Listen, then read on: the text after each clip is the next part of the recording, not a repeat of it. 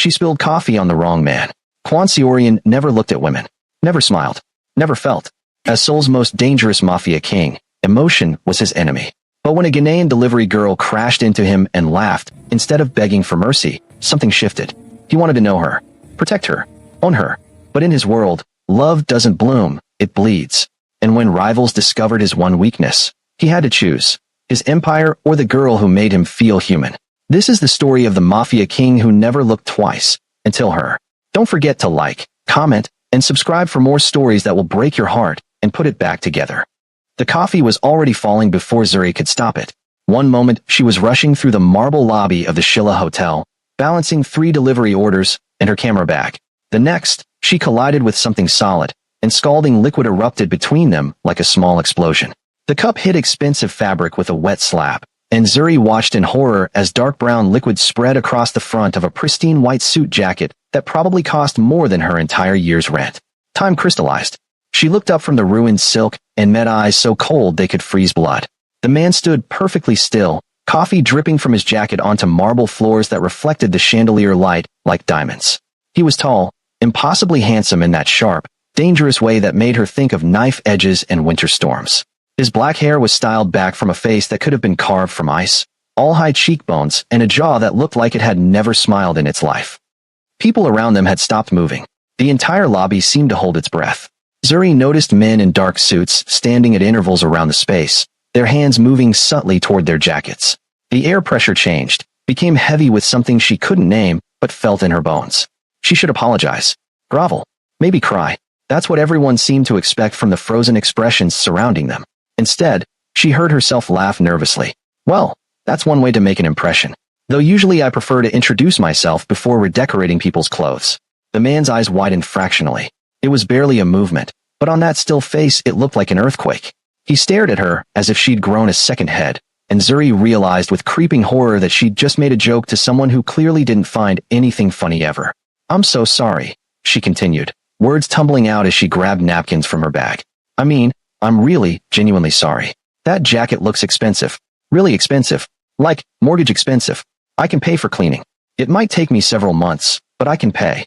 She dabbed uselessly at the coffee stain, very aware that she was now touching a stranger who radiated danger like other people radiated body heat. His hand caught her wrist. Not rough, but firm enough to stop her frantic dabbing. His fingers were cold, and she felt her pulse jump against his palm. Who are you? His voice was low, accented, with a roughness that suggested he didn't use it often for actual conversation. Zuri Abina. I do deliveries for the hotel restaurant, and I take photographs. And right now I'm apparently ruining the life of. She looked at him expectantly. People around them had stopped moving. The entire lobby seemed to hold its breath. Zuri noticed men in dark suits standing at intervals around the space, their hands moving subtly toward their jackets. The air pressure changed, became heavy with. He didn't answer, just kept staring at her with those unsettling eyes that seemed to catalog everything about her in seconds. His thumb moved slightly against her wrist, whether conscious or not she couldn't tell, but the touch sent an odd shiver through her. You're not afraid. It wasn't a question, but there was something in his tone, confusion, maybe curiosity. Oh, I'm terrified, Zuri admitted. But I panic talk when I'm scared, and make inappropriate jokes, and apparently touch people without permission. She looked pointedly at where she was still dabbing his jacket with a napkin. So if you could either yell at me or accept my apology, that would really help me figure out what to do with my hands. The corner of his mouth twitched. It wasn't a smile. This man looked like he'd forgotten how to smile sometime in childhood, but it was something. The dangerous pressure in the air eased slightly, and people started moving again, though they gave them a wide berth. He released her wrist. Keep your money. But your suit is replaceable. He said it like he replaced $1,000 suits every day, which he probably did. You work here. Sort of. I deliver food for the restaurant. And I take photos for their social media sometimes. What? You'll see me again. He said it with absolute certainty, like he was stating a fact about gravity or sunrise. Before Zuri could respond, he turned and walked away, his men falling into formation around him like planets orbiting a dark star. She stood there, clutching soggy napkins, her heart doing strange acrobatics in her chest. A hotel staff member approached, looking worried. Miss Abina, was that? Are you okay? Who was that? The woman's face went pale. That was Kwanseorian. She said the name the way people say ghost, or plague, or the end of everything. Zuri had lived in Seoul for 2 years, working 3 jobs to support her photography dreams and send money home to Ghana. She'd heard the name in whispers, seen it in news articles that never quite said what he did, but everyone understood anyway. Quincy Orion, the Ice King of Seoul's underworld. The man who controlled half the city's criminal empire without ever raising his voice or his hand. He had people for that. Oh, Zuri said faintly. Oh no. He said you'll see him again? He did. I don't know if that's very good or very bad for you. Zuri looked at the coffee stain on the marble, already being cleaned by staff who'd appeared from nowhere. Me neither. 3 days passed. Zuri tried to forget the encounter, to convince herself it was a weird blip in an otherwise normal life. She delivered food, took photographs of Seoul's street markets for her portfolio, video called her mother in Accra, and pretended everything was fine. On the 4th day, Seorian appeared at the cafe where she worked her afternoon shift. He sat by the window, perfectly still in another expensive suit, this one black, and watched her take orders and make drinks. Zuri's hands shook as she steamed milk, very aware of his presence like a cold spot in a warm room. He didn't order anything, just sat there for 2 hours, his security team making other customers nervous enough to leave early. When her shift ended, she walked straight to his table. This is creepy, she said bluntly. Whatever this is, it's creepy. Sit. He gestured to the chair across from him. I prefer standing when being stalked. Thanks. You're not being stalked. Then what do you call appearing at my workplace and watching me for 2 hours?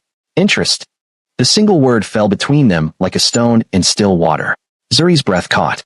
Up close, in better light, she could see things she'd missed in the hotel lobby. The faint scar along his jaw, the exhaustion shadowed under his eyes, the way he held himself like a man who'd forgotten how to relax. Interest in what? She asked carefully. You. Why? I don't know. He said it like the admission cost him something. You're different. Different how? Different like I'm Ghanaian in Seoul? Because I hate to break it to you, but there are actually quite a few of us here. Different like you're not afraid of me. Different like you laughed. He leaned forward slightly. People don't laugh around me. They bow or they run. Maybe they're smart. Are you smart, Zuriabina? Smart enough to know this conversation should end, but not smart enough to walk away. It wasn't a taunt, just an observation.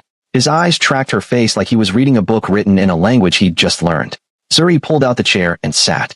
She told herself it was because her feet hurt from the shift, not because something in his tone made her want to understand what he wasn't saying. What do you want from me? She asked. To talk. Mafia kings don't just want to talk. I'm not just a mafia king. Then what are you? He was quiet for a long moment, looking out the window at Seoul's neon-bright streets. I don't remember anymore. The honesty in those words cracked something in Zuri's chest. She'd expected threats or propositions, or the kind of dangerous charm she'd been warned about. Not this quiet admission of lost identity from a man who looked like he could break the world with one hand. Tell me about Ghana, he said suddenly. Why? Because I want to know where you learned to spill coffee so efficiently. Was that a joke? Zuri stared at him. And yes, there it was again, that microscopic twitch at the corner of his mouth that might have been humor in a different life. So she told him. About growing up in Accra, about her grandmother's garden, about learning photography from a neighbor who'd traveled the world. She talked about the food she missed, the heat, the way Ghanaian churches sang like joy was the only emotion worth having. She didn't know why she was telling him these things, but he listened with an intensity that made her feel like every word mattered. You're homesick, he observed. Every single day. Why stay? Because I'm building something here. A life. A career. You can miss home and still make a new one. Can you? He asked it like a genuine question, like he'd never considered the possibility. Can't you? I don't have a home. I have territory. That's the saddest thing I've ever heard. His eyes snapped to hers, sharp and dangerous for a moment. Then the danger faded, replaced by something that looked almost like wonder. No one has ever called anything about me sad. Then no one's been paying attention. They talked until the cafe staff started cleaning up around them, shooting nervous glances at Seorian's security team. Zuri learned that he took his coffee black, hated small talk with everyone except apparently her, and had been running his organization since he was 19 when his father was killed. He learned that she was terrible at Korean verb conjugations, took her coffee with too much sugar, and dreamed of having her photographs in a real gallery someday. When they finally left, Seorian's car pulled up, a black sedan that probably cost more than the cafe building. Can I drive you home? He asked. Absolutely not. Why not? Because I have functioning survival instincts. You're sitting in a cafe with me for 3 hours, but a car ride crosses the line? The cafe is public. Your car is not. He nodded like this made perfect sense. Tomorrow then. Tomorrow what? I'll see you tomorrow. I don't think. You will. He said it with that same certainty, and walked away before she could argue. Zuri watched the car disappear into Seoul's traffic, her mind spinning. This was dangerous. He was dangerous. Everything about this situation screamed warning. So why was she already looking forward to tomorrow? Tomorrow became a week of tomorrows. Seorian appeared everywhere, at her cafe shifts, near the photography studio where she took weekend classes, once at the market where she bought groceries. He never touched her, never threatened, just showed up and asked questions like her life was the most fascinating story he'd ever heard. This has to stop, she told him on day 8, as they sat on a bench near the Han River. People are starting to notice. Your people. Other people. Let them notice. You don't understand. I'm trying to build a life here. A normal life. And you're complicated, he supplied. That's a nice word for dangerous. I won't let anything hurt you. You say that like you control the whole world. In Seoul, I control enough of it. Zuri turned to face him fully. The evening light caught his profile, softening the harsh lines into something almost beautiful. Who are you really? Under all the power and fear, who is Kwon Seorian? I don't know if there's anything under it anymore. I don't believe that. Why not? Because you keep showing up. Because you listen when I talk about stupid things like photography and my mother's cooking. Because you asked me what happiness feels like, and when I told you it felt like sunlight, you looked at me like I'd spoken a language you wanted to learn. She paused. That's not nothing under the surface. That's someone trying to dig his way out. His hand moved toward hers on the bench, stopped just before touching. You see too much. Or maybe everyone else doesn't see enough. Zuri. He said her name carefully, like he was tasting it. I don't know how to do this. Whatever this is. Do what? Feel something without wanting to control it. Care about someone without turning them into a possession. Then learn. How? Start by not following me everywhere like I'm a target. You are a target. The words came out rough. The moment I started showing interest, you became one. Lee Tae-sik already knows about you. His people have been watching. Zuri's blood went cold. What? My rival. He thinks you're leverage. Seorian's jaw tightened. He's right. Then why keep coming? Why make it worse? Because I can't stop. It was the first time she'd heard real emotion in his voice. Frustration, maybe, or desperation. I've tried. For 3 days after I met you, I tried. But you're the first person in 10 years who made me feel human instead of empty. That's not fair, Zuri whispered. You can't put that on me. I know. He finally closed the distance, his hand covering hers. His touch was cold but gentle, and Zuri felt her heart betray every smart instinct she possessed. I know it's not fair. Nothing about this is fair. But I can't. I don't know how to go back to not knowing you exist. Seorian, I have guards on you. 24 hours. You won't see them, but they're there. Zuri jerked her hand away. You what? To keep you safe. You had me followed? Without asking? Without. Anger flooded through her, hot and sharp. That's not protection.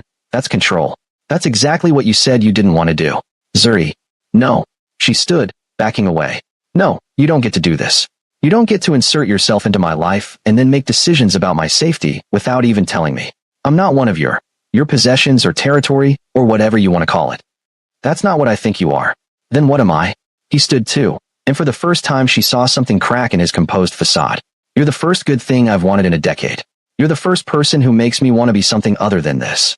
He gestured at himself like his own existence was an insult. But I don't know how to want something without consuming it. And I don't know how to protect something without controlling it. So yes, I put guards on you without asking, because the alternative was watching you die when Tae-sik decides you're useful leverage. That's not love, Zuri said, and she could hear her voice breaking. That's not even close to love. I know. His voice dropped to barely a whisper. I don't know what love is, but I know I think about you every moment I'm awake. I know I see you in everything, in coffee shops and photographs, and the way sunlight hits the river. I know I would burn my entire empire if it meant keeping you safe. And I know that's probably not love. That's probably some twisted version of obsession, but it's the closest thing to caring I've felt since I was a child. Tears burned in Zuri's eyes. I can't be the thing that teaches you how to be human again. That's too much weight. I'm not asking you to teach me anything. I'm asking you to let me try. By stalking me, by controlling my life, by keeping you alive long enough to figure out how to do this right. And if I say no, if I tell you to leave me alone, his face went blank, all the emotion draining out of it like water from a broken cup. Then I'll disappear. But the guards stay until Tae-sik loses interest, or I can neutralize the threat. I want them gone. They stay. Seorian. This is not negotiable. Steel entered his voice, the Mafia King rising back to the surface. You can hate me. You can never speak to me again. But I will not let you die because I was too weak to stay away and too proud to protect you properly. They stared at each other across 3 feet of distance that felt like miles. Zuri's heart was breaking for reasons she couldn't fully articulate. For him, for herself, for whatever they might have been if he'd been someone else or she'd been stronger. I need time, she finally said. I need to think. Take all the time you need. He turned to leave, then paused. For what it's worth, you were right. About there being something under the surface. You found it. No one else has even looked. Then he walked away, and Zuri stood alone by the river, watching the lights reflect on water and wondering how she'd become the protagonist in a story she never wanted to be part of. 2 weeks of silence.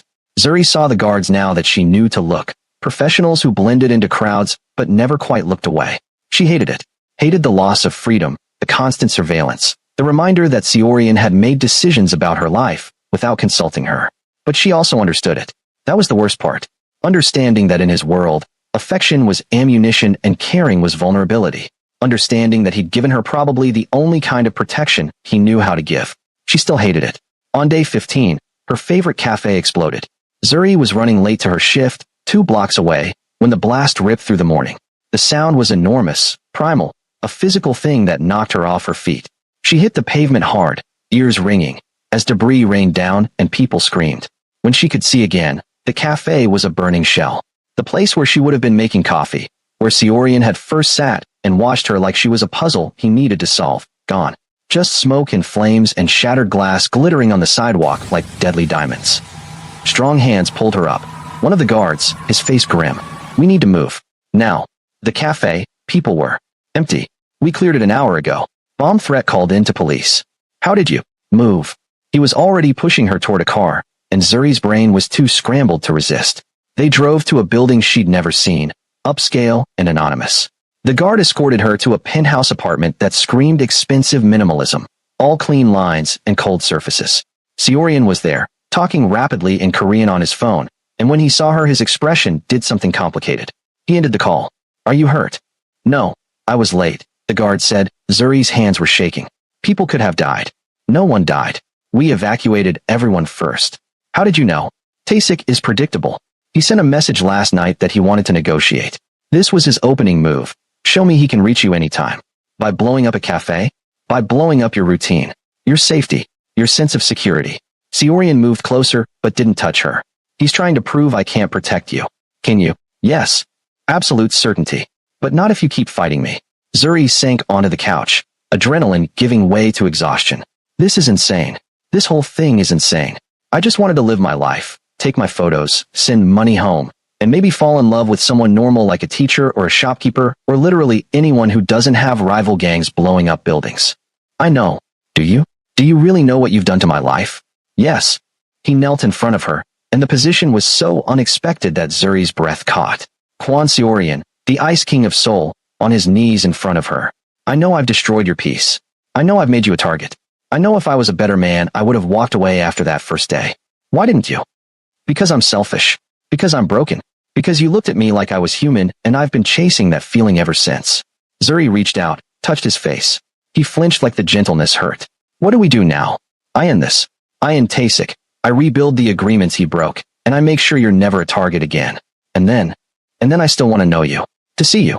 To learn how to be whatever you need me to be. His hand came up to cover hers. But I understand if that's not possible anymore. It's probably not, Zuri admitted. This is too much. You're too much. Your world is too much. I know. But I can't stop thinking about you either. The admission felt like surrender. Even when I'm angry, even when I'm scared, I think about you. About the way you listen like my words are important. About how you asked what happiness feels like because you genuinely didn't know. About the fact that you're a terrible person by any objective measure, but somehow I still. She stopped. Couldn't say it. Still what? His voice was barely audible. Still care what happens to you. His eyes closed like she'd struck him. When they opened again, there was something vulnerable in them that made her chest ache. I don't deserve that. Probably not. But I'll take it anyway. I'll take whatever you're willing to give, and I'll try to be worthy of it. What if you can't? Then I'll fail knowing I tried.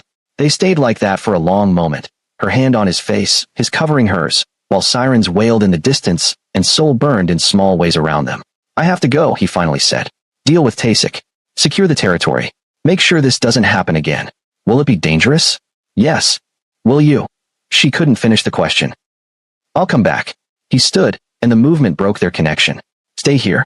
My people will guard you. Don't leave until I send word. How long? As long as it takes.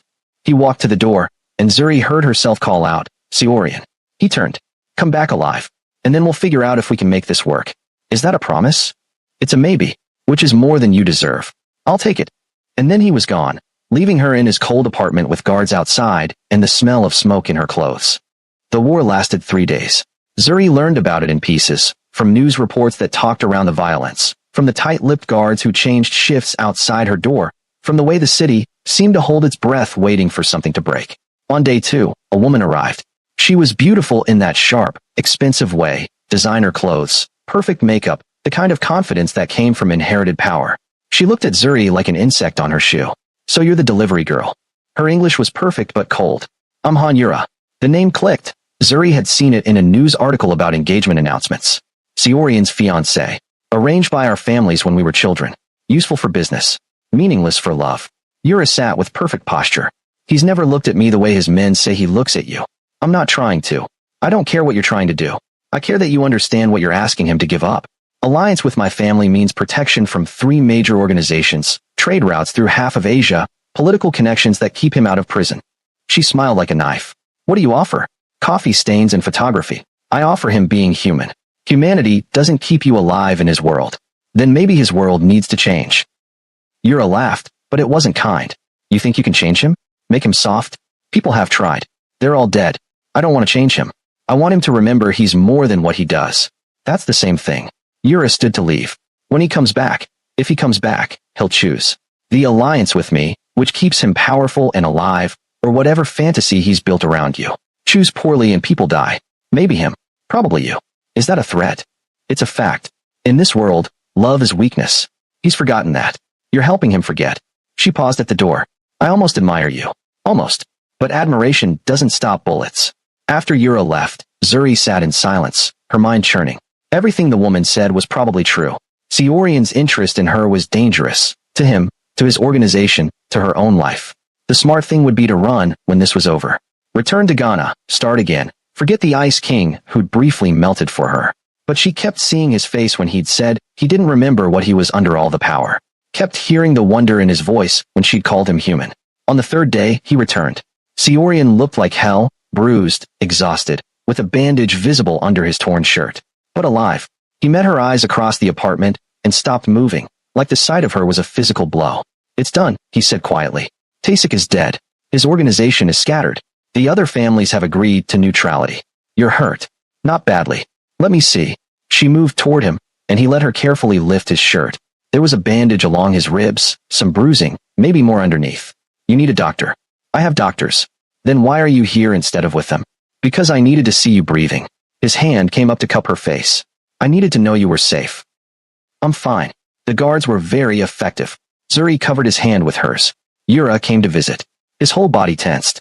What did she say? That loving you would get us both killed. That you have to choose between alliance with her family and whatever this is with me. That I'm weakness you can't afford.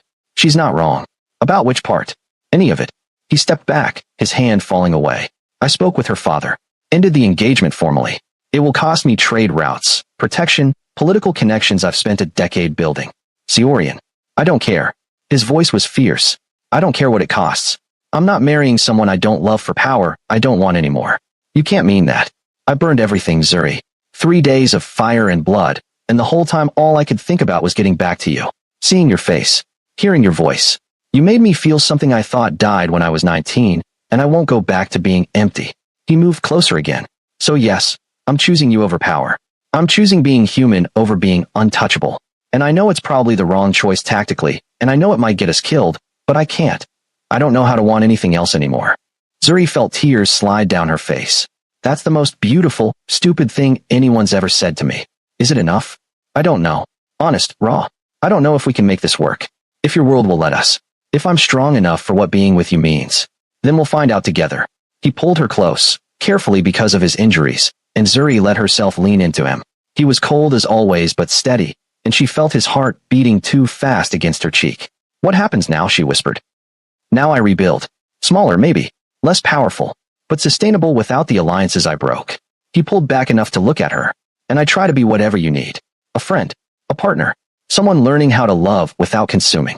That's going to take time. I have time. And if I need space? If this gets too intense, then you tell me and I give you space. No guards. No following. Just waiting until you're ready. You do that. I'd do anything for you. That's the problem and the promise. Zuri laughed wetly. We're insane. This whole thing is insane. Probably. I should run. Go back to Ghana. Start over somewhere you're not. You should. He said it like agreement, but his arms tightened fractionally around her. But I hope you don't. Why? Because I love you. The words came out rough, unpracticed, like a language he'd never spoken. I don't know if I'm doing it right. I don't know if what I feel is what other people call love. But when I think about my life without you in it, everything goes cold again. And I don't want to go back to cold. Siorian, you don't have to say it back. You don't have to feel anything.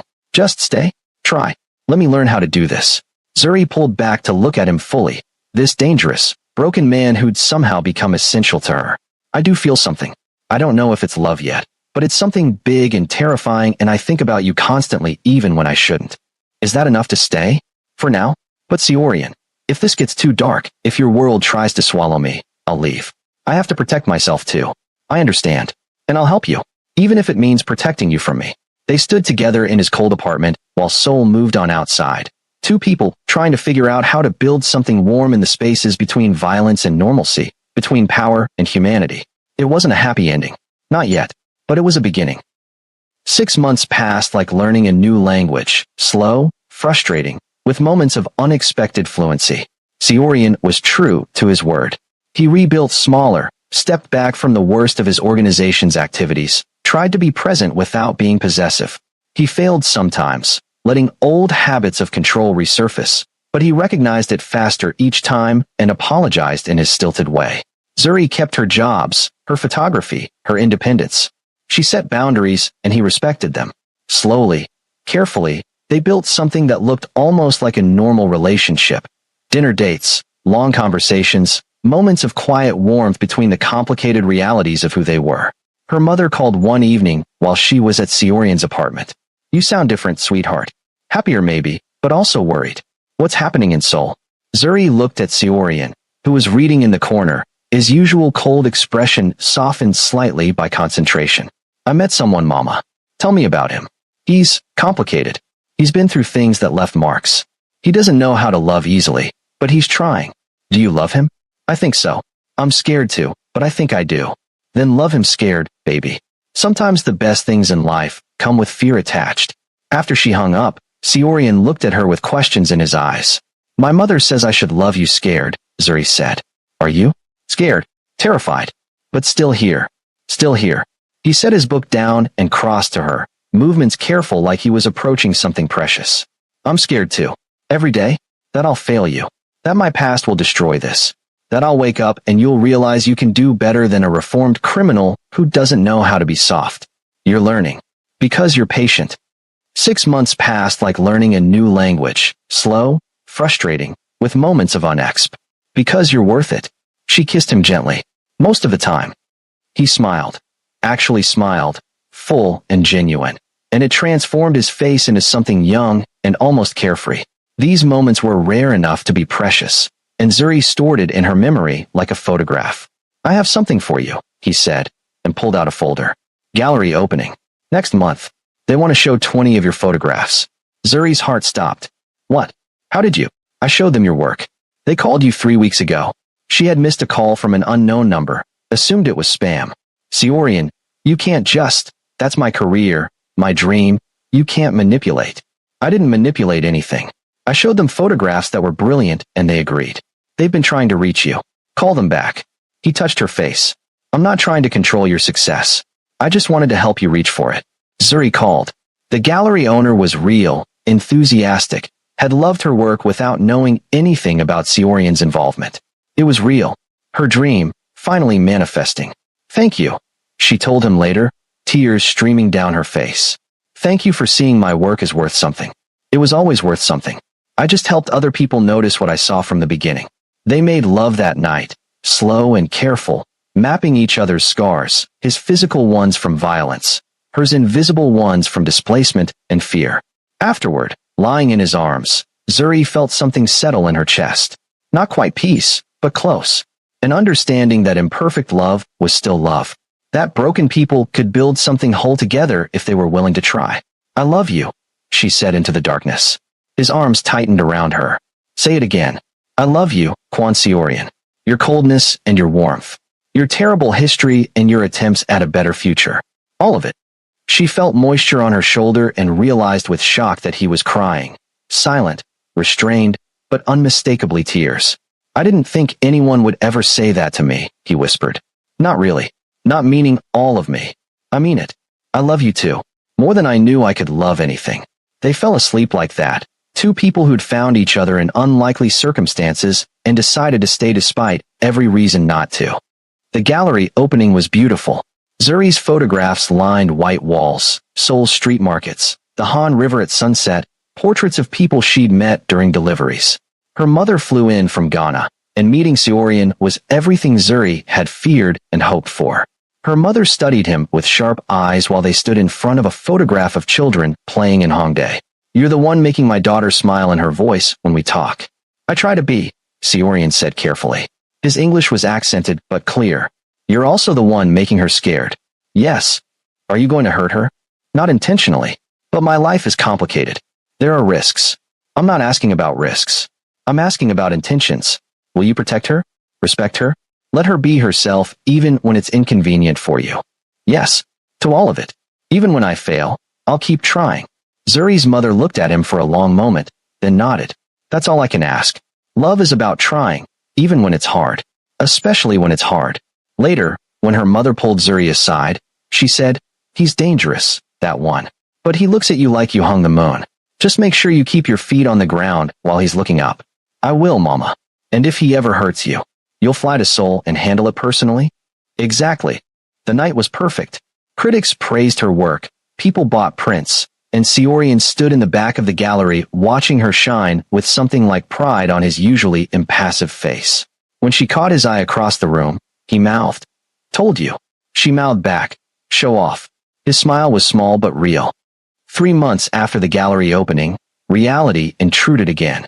A rival organization, one Seorian had thought neutralized, made a move for territory. It wasn't Taesik's level of violence, but it was enough. A reminder that Seorian's past wouldn't simply evaporate because he wanted a different future. I need to handle this, he told Zuri over dinner at her apartment. It might take a few weeks. Maybe longer. How dangerous? Manageable. But I won't lie. There's always risk. Zuri set down her fork, her stomach nodding. I hate this part. I hate that violence is just a reality we live with. I know. But I also know you. You won't let them hurt innocent people. You'll find the cleanest solution possible. You have a lot of faith in me. Because you've earned it. Slowly, frustratingly, but you've earned it. He reached across the table for her hand. If something happens to me, don't. Zuri, listen. If something happens, there's money set aside for you. Clean money, not from the organization. Enough to go home, start over, whatever you need. I don't want your money. I want you alive. I know. But I need you to know you'll be okay either way. She gripped his hand hard enough to hurt. You come back to me, Kwon Seorian. You handle whatever needs handling and you come back. Because I just found you, and I'm not ready to lose you yet. I might never be ready. I'll come back. He lifted her hand to his lips. I promise. Don't make promises you can't keep. Then I promise I'll try. Is that enough? It has to be. The next morning he left for Busan, and Zuri threw herself into work to avoid thinking about all the ways violence could end things.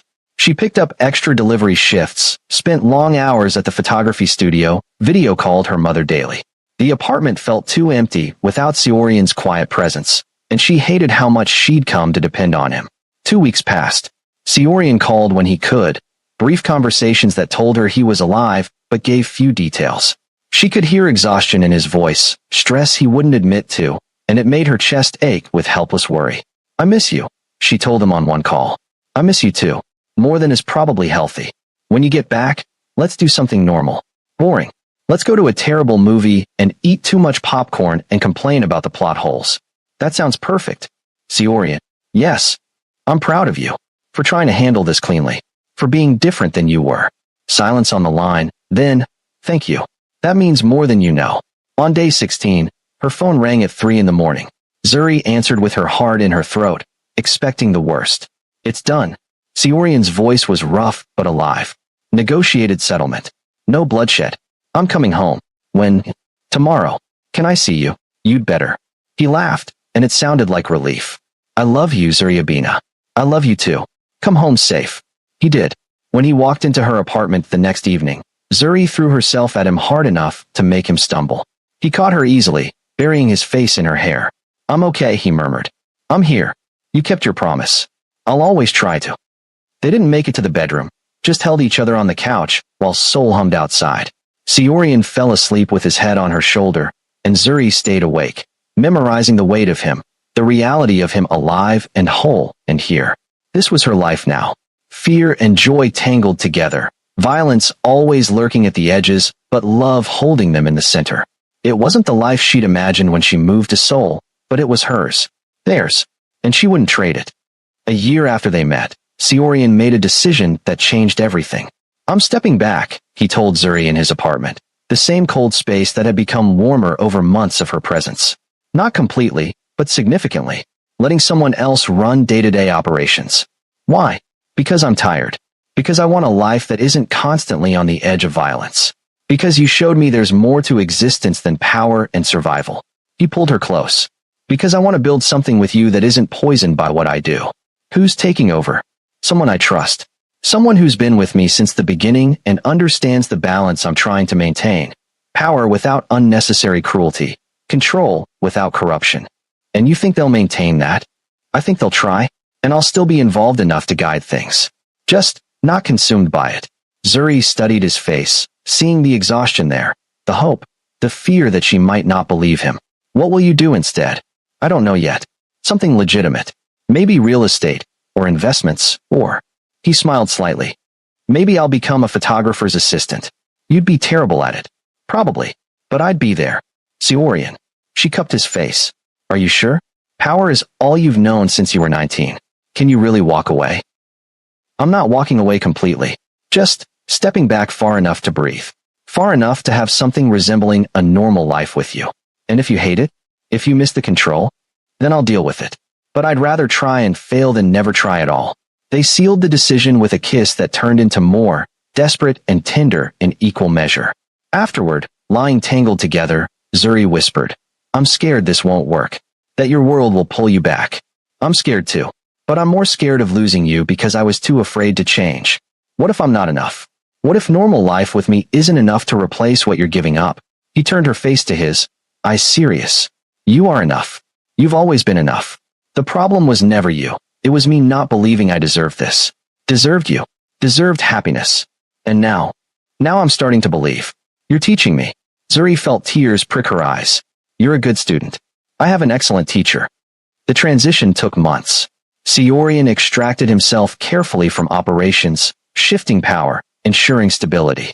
There were tense moments when old rivals tested the new structure, when violence threatened to erupt, and Zuri held her breath waiting for news. But each time, Seorian navigated it without becoming the man he'd been, without sliding back into the cold ruthlessness that had defined him. Zuri watched him change in small ways, sleeping better, smiling more, engaging with the world like a person instead of a weapon. He joined her at photography events, met her friends, learned to be social without constantly calculating angles and threats. It wasn't seamless. He still sometimes looked at people with that analytical coldness, still occasionally reverted to control when stressed. But he caught himself faster, apologized when he overstepped, kept trying.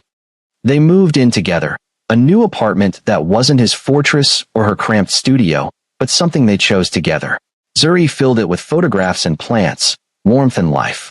Seorian bought furniture that was comfortable instead of expensive, learned to cook Ghanaian dishes from videos so he could surprise her with tastes of home. "You're getting domestic," she teased one evening, watching him struggle with Kantameyer stew. "Is that bad?" "It's adorable." "I am not adorable. You're standing in my kitchen with an apron on, sweating over soup, because you want to make me happy. That's adorable."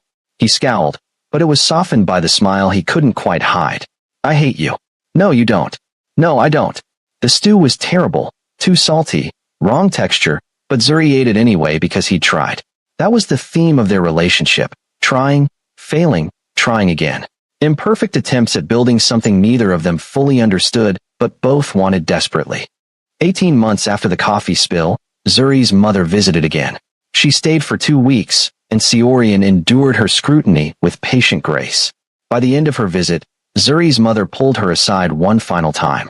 "He's different than I expected," she admitted. "Different how?" "Gentler. More human. When you described him, I pictured a monster trying to be a man. But he's just a man who was forced to be a monster and is trying to remember how to be himself. Is that okay? That he's who he is. Baby, you love him. He loves you. He treats you with respect, makes you happy, and works every day to be better than he was. That's more than most people manage. She squeezed Zuri's hand. But keep your eyes open. People can change, but they can also slide back. Just make sure you love him with your eyes open. I do, Mama. I promise. 2 years after the coffee spill, Zuri was offered a position teaching photography at a prestigious Seoul university. It was everything she dreamed: stability, recognition, the chance to shape young artists. She accepted immediately. Seorian took her to dinner to celebrate at an absurdly expensive restaurant that made her laugh because he was trying so hard to mark the occasion. You didn't have to do this, she said, looking at the menu where prices weren't even listed. I wanted to. You earned this. We should celebrate more reasonably. This is too much. Nothing is too much for you. See, that's the Mafia King talking. Regular people celebrate with pizza and beer. We can have pizza and beer for breakfast tomorrow. Tonight, let me spoil you. So she let him. They ate elaborate courses, drank wine that tasted like bottled sunshine, and talked about the future in ways that felt real instead of hypothetical. Seorian told her about a legitimate business investment he was considering, something clean that would give him purpose without the darkness. Zuri described her plans for the teaching position, the students she'd mentor, the difference she hoped to make. I'm happy, Zuri said suddenly, surprising herself with the realization. Actually, genuinely happy. I didn't think that was possible here. I thought I'd always be a little bit displaced, a little bit homesick, a little bit wrong for this place. And now I'm building a home. Here. With you. It's not the life I imagined, but it's better in ways I couldn't have predicted. Seorian reached across the table, taking her hand. You built it. You changed me, changed us, changed what was possible. I was empty before you. You were surviving. Same thing. He paused, then, marry me. Zuri's brain stuttered to a halt. What? Marry me? Not now necessarily, but someday. When you're ready. I want to build this life with you officially. I want everyone to know you're mine, and I'm yours. I want. He stopped, struggling with words. I want forever with you, Zuriabina. However much forever we can get. That's the least romantic proposal I've ever heard. I'm bad at this. Terrible. But she was smiling through tears. Ask me properly. He actually got out of his chair and knelt beside the table, and the entire restaurant went silent watching them. Seorian looked uncomfortable with the attention, but pushed through it. Zuriabina, you spilled coffee on me and laughed. You saw something human in me when I'd forgotten it existed. You've been patient with my failures, celebrated my progress, and loved me when I didn't know how to love back. You've made me want to be better than I was, better than I thought I could be. He pulled out a ring, simple, elegant, with a small diamond. Will you marry me? Will you let me spend the rest of my life trying to deserve you? Yes. The word came out as a sob. Yes, you ridiculous, dramatic, reformed criminal. Yes. He slid the ring on her finger and kissed her while the restaurant applauded. When they finally pulled apart, Zuri was crying in earnest. I love you, she said. I love you so much it's stupid. I love you too. Stupidly. Completely. Forever. They left the restaurant engaged, and Zuri called her mother immediately to share the news. Her mother cried, blessed them in Shui, and made Seorian promise to take care of her daughter or face maternal wrath. I promise, he said solemnly. I will spend every day trying to be worthy of her. See that you do. The wedding was small, family and close friends at a venue overlooking the Han River. Zuri wore a dress that combined Ghanaian Kent cloth with Korean silk, a fusion of her two homes. Seorian wore a traditional Korean hanbok, and when he saw her walking toward him his composure finally cracked. He cried openly, not caring who saw. And Zuri cried too because this impossible man had somehow become hers, and she had somehow become his. They said vows they'd written themselves. Seorians were halting but sincere. I promise to keep trying. To keep choosing you. To keep being better than I was. You taught me what love feels like, and I'll spend my life showing you what love looks like when it's trying its best. Zuri's were simpler. I promise to see you. All of you. The cold and the warm, the broken and the healing. I promise to stand beside you while you keep becoming who you want to be. I promise to love you through every failure and celebrate every success. I promise to build this impossible life with you, one day at a time. They kissed as husband and wife, and Seoul's skyline glittered behind them like a promise of its own. 3 years after the coffee spill, Zuri published her first photography book. The launch was held at the same gallery that had first shown her work, and Seorian stood in the back again, watching her shine. A reporter approached him. "You're Quan Seorian, right? The businessman." He'd successfully transitioned his public image. Most people now knew him as a legitimate investor, if they knew him at all. The criminal empire he'd built was run by others, and while he maintained enough influence to protect what mattered, he was largely removed from day-to-day operations. "Yes," he said carefully. "And that's your wife?" "The photographer." "Yes." "How did you two meet?" Seorian smiled, and it was genuine and warm. "She spilled coffee on me. Best accident of my life." The reporter laughed, thinking it was a cute anecdote, not knowing the whole truth. Not knowing about the blood and fear and violence that had surrounded their beginning. Not knowing about the man he'd been or the transformation Zuri had sparked. Later, when they were home, Zuri asked, "Do you ever regret it? Stepping back? Choosing this quieter life?" "Never." He pulled her close. "I regret what I was. I regret what I did. But I don't regret choosing you over power. Not for a second. Even when it's boring. When we're just normal people living normal lives.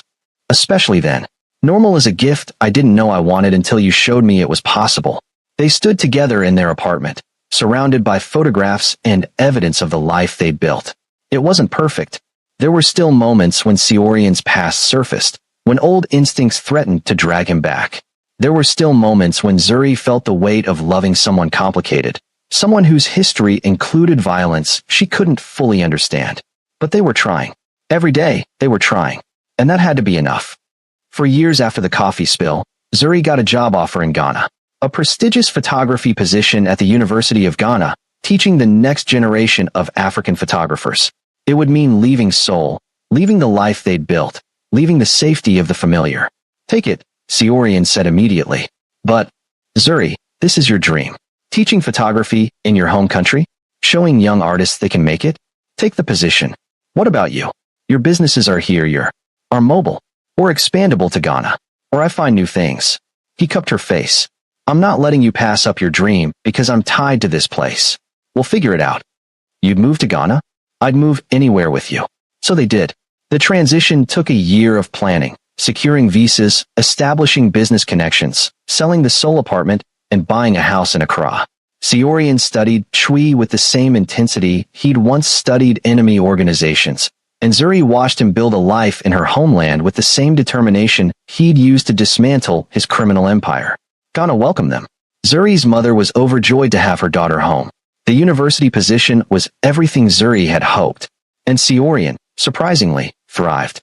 He invested in local businesses, worked with entrepreneurs, found purpose in building things instead of controlling them. "You're happy," Zuri observed one evening on their veranda, watching an Accra sunset paint the sky orange and gold. "I am," he admitted, sounding slightly surprised. "I didn't know I could be this content." "That's growth, baby. That's you." He pulled her into his lap. "You showed me this was possible, that I could be more than what I was made into. You did the work. I just loved you while you did it. That's everything." He kissed her softly. "Your love is everything." 5 years after the coffee spill, almost to the day, Zuri was running late to a lecture at the university. She rushed through the campus, juggling her camera bag and lecture notes, not watching where she was going. She collided with someone solid. Coffee erupted between them, déjà vu so perfect it stole her breath. She looked up, apology already forming, and met Seorian's eyes dancing with mischief. "You still ruin my clothes," he said, looking at the brown stain spreading across his shirt. "You jumped in front of me." "Did I?" He grinned, full, unrestrained, the smile of someone who'd finally learned how to be happy. "Maybe I wanted to recreate a special moment." "You're ridiculous." "I'm in love." "That too." She kissed him, tasting coffee and laughter. 5 years. Best 5 years of my life. Even with the coffee? Especially with the coffee. Students streamed around them, some recognizing Professor Abina and her husband, others just seeing two people in love standing in the morning sun. None of them knew the whole story, the darkness they'd started in, the violence that had surrounded them, the impossible transformation that had brought them here. That was okay. The whole story was theirs alone. Zuri looked at Seorian. This man who'd been a monster and become human, who'd chosen love over power, who'd followed her halfway around the world because she'd shown him that life could be warm instead of cold. "Same time next year?" she asked. Another coffee spill for old time's sake? Absolutely. It's become tradition. You know people will think we're weird. Let them. He pulled her close, not caring about the coffee or the crowd or anything except the woman in his arms. I learned a long time ago that the best things in life look weird from the outside. And from the inside. From the inside, they look like love. They walked together toward her lecture hall, hands intertwined, leaving coffee-stained pavement behind them. Ahead lay classes and investments, photography and business, a life built deliberately from the ruins of what they'd been.